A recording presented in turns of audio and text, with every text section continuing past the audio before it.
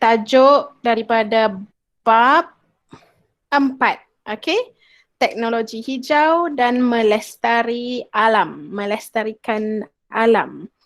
Bab 4. Teknologi hijau dalam melestarikan alam. Topik 4.4. Sektor pertanian dan perhutanan. Saya harap kamu boleh bersedia dengan buku teks. Okay, buku teks kita muka surat 62 sampai 64. Okay. Topik yang dihuraikan dalam buku teks daripada muka surat 62 sampai 64. Okay. Jadi boleh bersedia.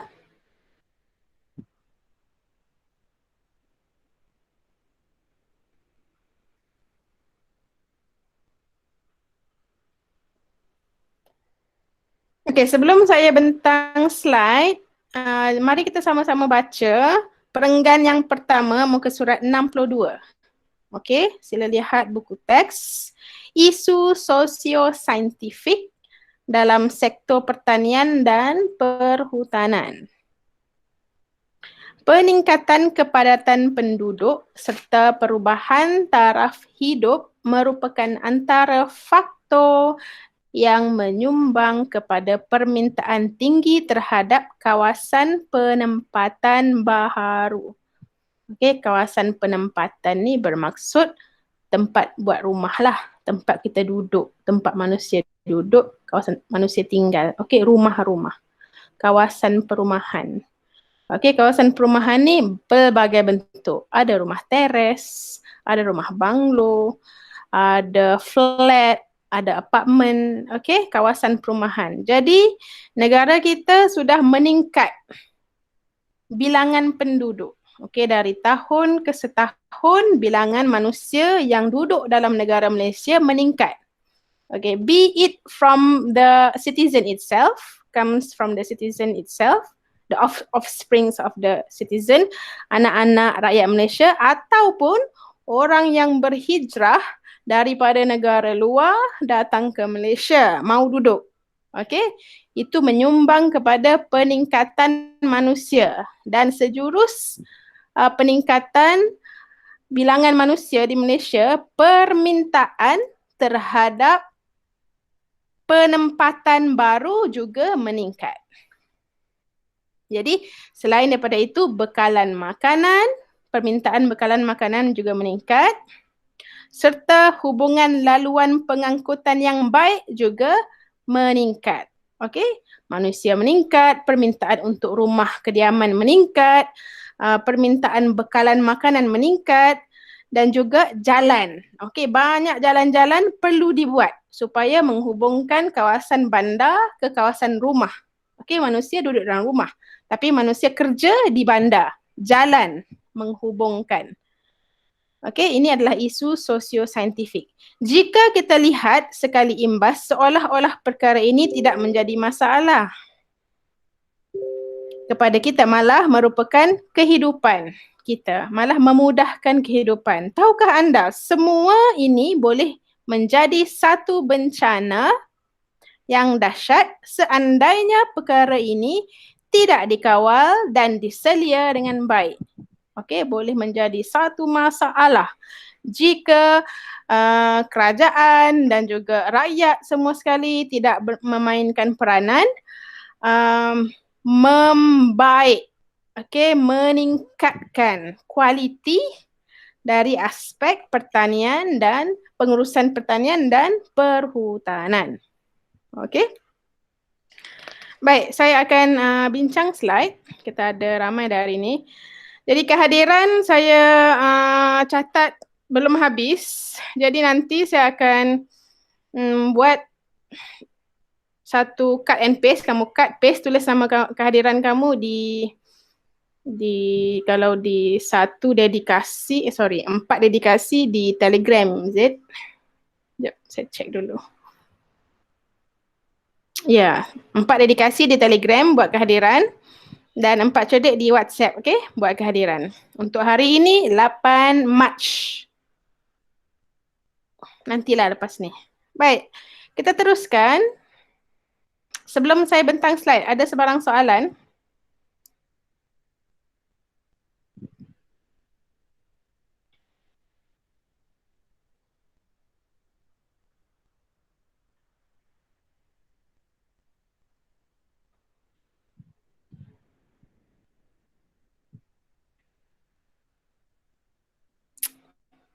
Okey, 4.4, sektor pertanian dan perhutanan. 4.3, saya sudah bagi kelas secara offline semalam.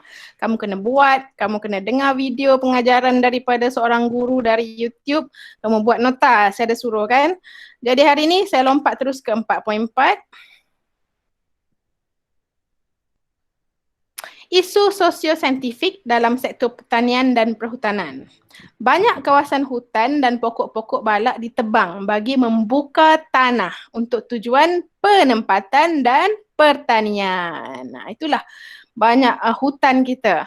Kalau kamu perasan dulu, kawasan yang dekat situ banyak pokok-pokok. Lepas 5 tahun kamu tengok, tak ada dah pokok. Semua kena potong kerana untuk tujuan sama ada penempatan buat rumah ataupun untuk tujuan pertanian, tanam-tanam sayuran dan juga penternakan. Sama ada ternak lembu ke, ternak ayam ke, itik ke, apa-apa je lah. Jika tidak dikawal dan dibendung dari awal, perkara ini boleh menyebabkan berlakunya kejadian tanah runtuh, banjir besar dan kepupusan flora dan fauna. Saya full screen lah. Okay. Jadi inilah isunya. Perlu dikawal dan diselia. Penerokaan hutan yang berleluasa akan mengganggu kitaran gas di bumi. Okay, kamu belajar berkenaan kitaran gas pada tingkatan 1, macam mana daripada oksigen masuk ke dalam paru-paru, kita bernafas, berlaku respirasi, kita hembus keluar, karbon dioksida di udara, disedut oleh pokok, pokok melakukan fotosintesis dan fotosintesis guna oksigen dengan glukos dan menghasilkan pokok melakukan fotosintesis menggunakan karbon dioksida dan glukos dan air, of course, dan mengeluarkan oksigen, dan oksigen kembali lagi untuk kita bernafas. Itu kitaran, kita imbas balik, itu tingkatan 1. Hal ini merujuk kepada hutan merupakan paru-paru bumi. Ini gambar, tengok gambar ni, ini macam paru-paru. Ini adalah macam poster sajalah. Jadi apabila hutan dipotong, tengok, sudah ditebas, maka seolah-olah paru-paru bumi juga sudah dipotong dan dicantas. Dan bumi sukar untuk bernafas. Itu seolah-olah lah. Dalam exam kamu jangan cakap bumi bernafas. Kamu ulas berkenaan kitaran oksigen. Macam mana oksigen dihasilkan daripada pokok. Kalau pokok kurang, kuranglah penghasilan oksigen. Penukaran gas karbon dioksida kepada gas oksigen hanya berlaku semasa tumbuhan menjalankan proses fotosintesis. So that's the only way we can get oxygen. Okay? Oxygen produced naturally by photosynthesis, and photosynthesis is carried out by green plants. Okay? Boleh ke English sikit-sikit? Boleh lah kan? Tak ada masalah. Kalau ada masalah, bagi tahu. Seterusnya, pembakaran terbuka yang dilakukan oleh para petani di kawasan ladang boleh menyebabkan berlakunya jerebu yang teruk. Apa jerebu? Jerebu ni habuk-habuk, habuk-habuk karbon berterbangan di udara. So tu jerebu, masalah kepada udara. Keadaan yang berlarutan ini boleh menjejaskan kualiti udara di seluruh negara dan negara jiran. Kenapa negara jiran? Sebab udara ini dia boleh bergerak. Angin tiup, udara bergerak. So biasa kalau ada pembakaran hutan di Indonesia atau di Borneo, Sabah dan Sarawak boleh terkena jerebu. Kalau di Aceh berlaku, kamu tengok geografi macam mana peta, di mana kedudukan Aceh, di mana kedudukan Semenanjung Malaysia. Kalau di Aceh berlaku pembakaran terbuka, kita di Malaysia, terutama di sebelah barat Malaysia, barat Semenanjung Malaysia, Penang, Perlis, Penang, Perlis, Kedah. Okey, Kuala Lumpur mungkin boleh mendapat jerebu kerana angin bertiup. Next. Kejadian tanah runtuh yang berlaku di Lebuh Raya Kuala Lumpur Karak pada 11 November 2015 dipercayai berpunca daripada pembalakan yang tidak terkawal di hutan Lipur Lentang. Okay. Ini antara perkara yang berlakulah. Natural disaster. Bencana alam. Okay, disebabkan oleh hujan. So bila pokok-pokok sudah kena tebang, so tak ada lagi tapisan. Apabila hujan tu turun terus ke tanah dan dia membawa tanah bersama-sama air dan tanah menjadi longgar dan menjadi runtuh. Jadi itulah sebabnya kita perlukan pokok-pokok untuk menjadi payung, okey? Payung supaya tanah tu tidak ditimpa hujan dan dialirkan turun dan boleh mengakibatkan tanah runtuh. Permintaan yang tinggi terhadap perabot. Satu lagi. Bila ramai orang ada rumah, nak perabot pula. Okey. Serta penggunaan kertas tanpa kawalan. Kertas. Banyaklah tu buku-buku kita semua kertas kan. Kertas. Kamu punya tulis dalam test pad kertas.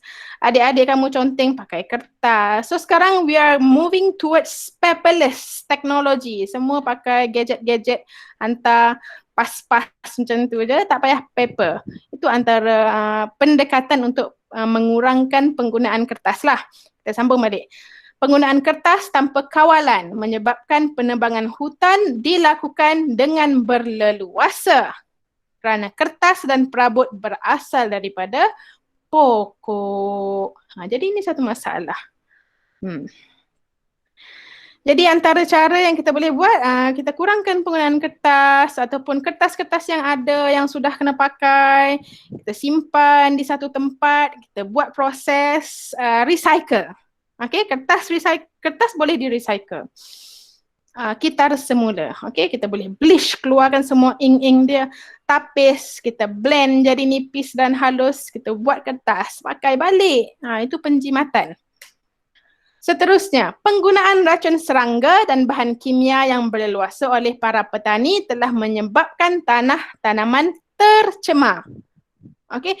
Jadi petani-petani terlalu eager, terlalu teruja untuk menghasilkan produk-produk pertanian sehingga mengabaikan aspek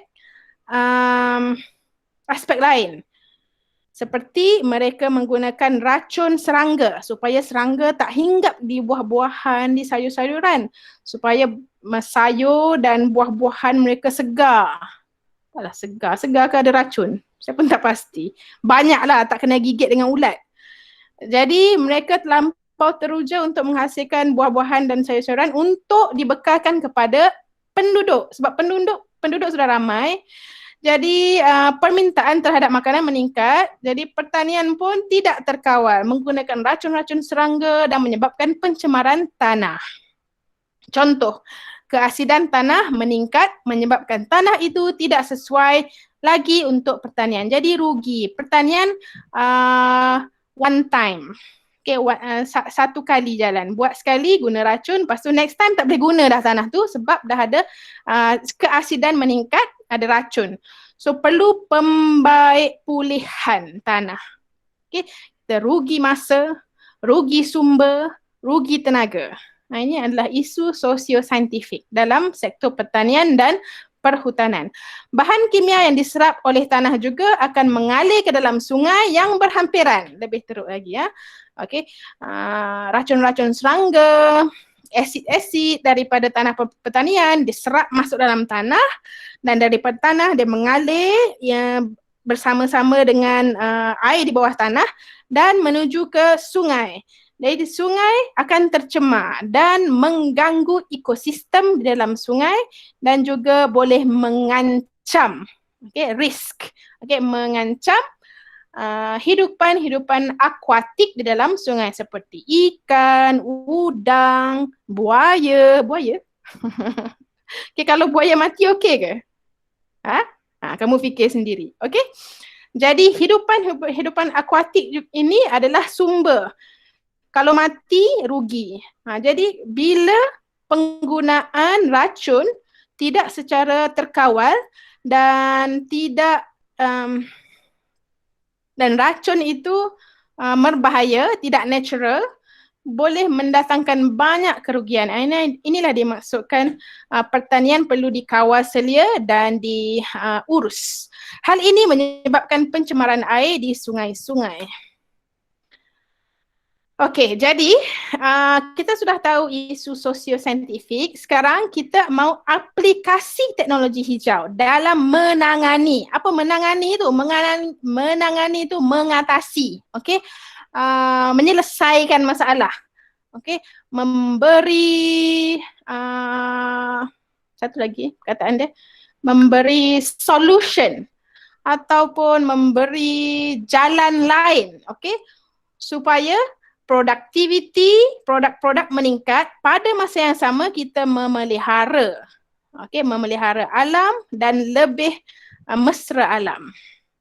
Yang pertama, merawat dan memproses kembali sisa-sisa pertanian untuk dijadikan baja kompos merupakan amalan teknologi hijau yang mampu mengawal keseimbangan alam semula jadi. So, perkataannya merawat dan memproses kembali sisa-sisa pertanian. Apa sisa pertanian?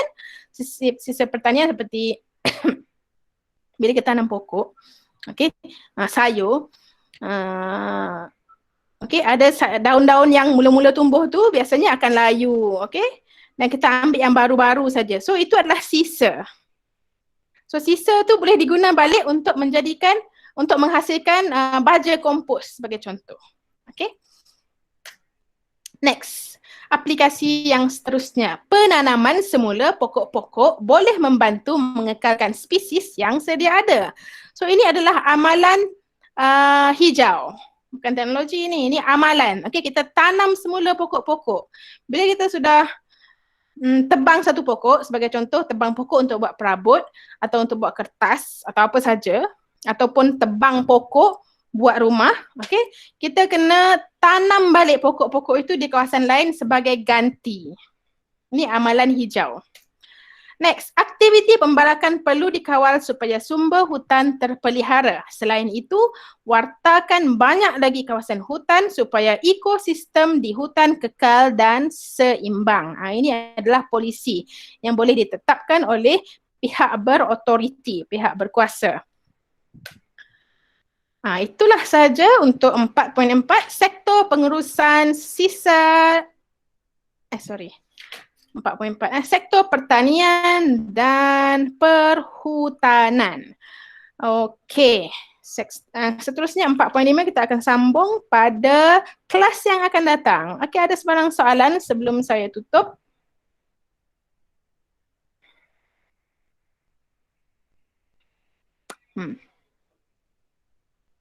Soalan?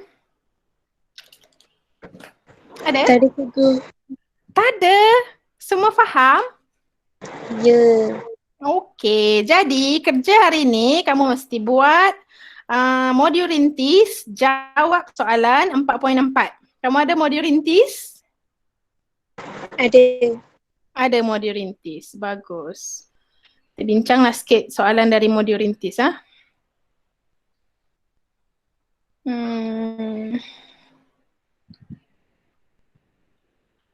Tingkatan 4, item.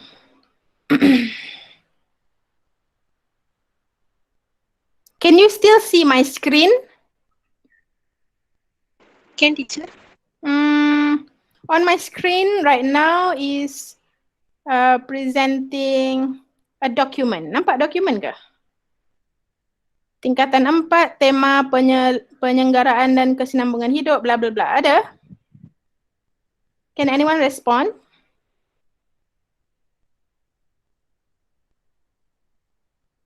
Ada, Cikgu. Ada, okey. Nampak skrin saya. Kita boleh baca sama-sama. Saya besarkanlah. Saya baca, kamu jawab. Okey, secara ringkas. Kemudian kamu boleh jawab sendiri di masa lain. Janganlah kamu tunggu perbincangan hari ini untuk kamu tulis terus. Nanti lambat. Kita mau cut short masa airtime supaya video yang saya record hari ini tidak terlampau panjang dan menjimatkan ruang simpan dalam Google Drive. Okey, tengok soalan pertama. Nyatakan satu isu sosio-saintifik dalam sektor pertanian dan perhutanan. Satu isu. Siapa nak jawab? Tadi saya sudah bentang banyak isu sosio-saintifik dalam pertanian dan perhutanan. Siapa ya? Saya panggil sajalah.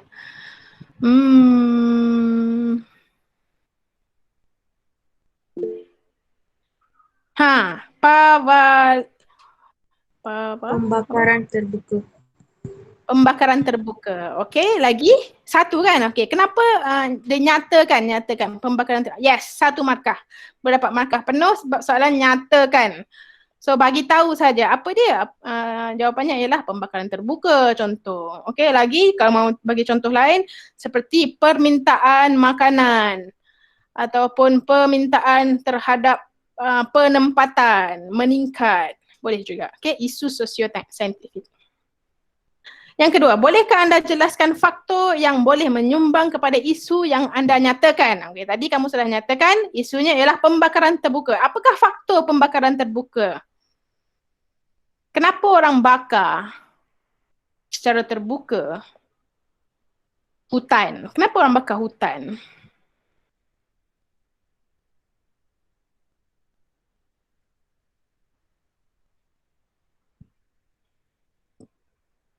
Ada ke orang bakar hutan?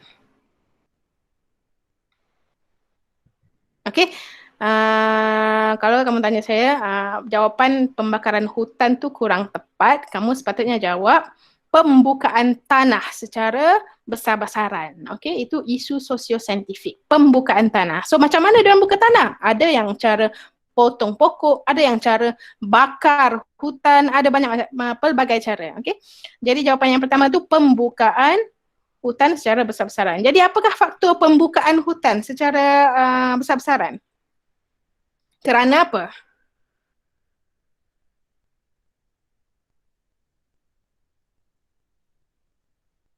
Siapa boleh jawab? Okeylah, saya jawablah. Kerana permintaan terhadap rumah. Okey, jadi pihak-pihak pihak pengusaha, pembinaan, okey? Kontraktor beli tanah kawasan hutan, beli, okey, potong, tebang, pembukaan hutan. Untuk apa? Pembinaan tanah ataupun boleh jadi permintaan terhadap makanan. Jadi petani beli tanah hutan, potong ataupun bakar dan jadikan kawasan itu kawasan pertanian. Itu faktor. Okey, soalan 3. Bolehkah anda beri contoh pendekatan teknologi hijau bagi sektor pertanian perhutanan? Contoh. Okey, macam mana contoh pendekatan teknologi hijau? Tahap 3. Jadi kita ada masalah tadi. Masalah dia bila potong pokok, mungkin spesies pokok akan hilang, hapus. Okey, macam mana nak mengatasi masalah kepupusan spesies pokok? Jadi kita aplikasi teknologi hijau kat sini. So contohnya ialah kita tanam semula pokok, bila kita sudah potong, kita tanam balik, okay, tanam di tempat lain. Jadi pokok spesies itu kekal keturunan dia. Itu contoh. Soalan 3. Soalan 4. Perbezaan baja kimia dan baja kompos. Kamu cari jawapan. Google ke, baca buku ke. Okay, baja kompos. Apakah contoh teknologi hijau yang boleh menyelesaikan isu sosio-saintifik dalam pertanian dan perhutanan? Itu soalan tahap 5. Jadi kamu jawab dan tolong hantar ke Google Classroom. Okay? Okay, saya akan hentikan sesi Google Meet untuk hari ini. Hari ini 8 Mac. Sebelum saya tutup, ada sebarang soalan kali terakhir.